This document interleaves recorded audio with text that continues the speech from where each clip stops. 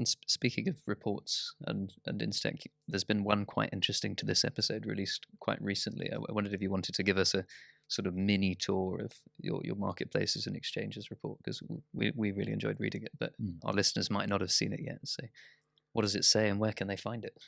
You're very neatly done, and thank you.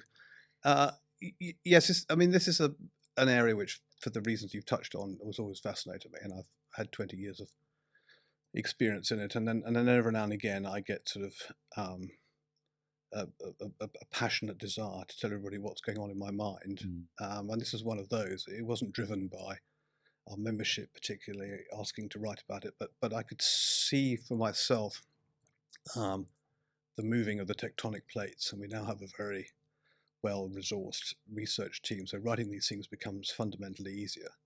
And the underlying thesis is that while we started out replicating the IPE, the ICE, or E-Lloyds to build a physical equivalent, I don't think now we will ever see a big utility type model. Back to the issues we've touched on.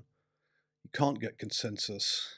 The establishment has proved itself not well equipped, to put it politely, to lead these things.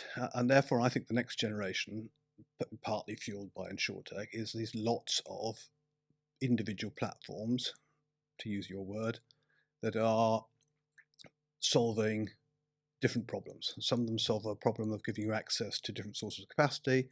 Some of them provide you with a niche area you can go and insure your crypto assets. There are now and lots of people who have very sensibly, to my view, said that big one looks beyond us. But if we pick off parts of the value chain, we become niche in just cargo, we can build a very interesting business with that.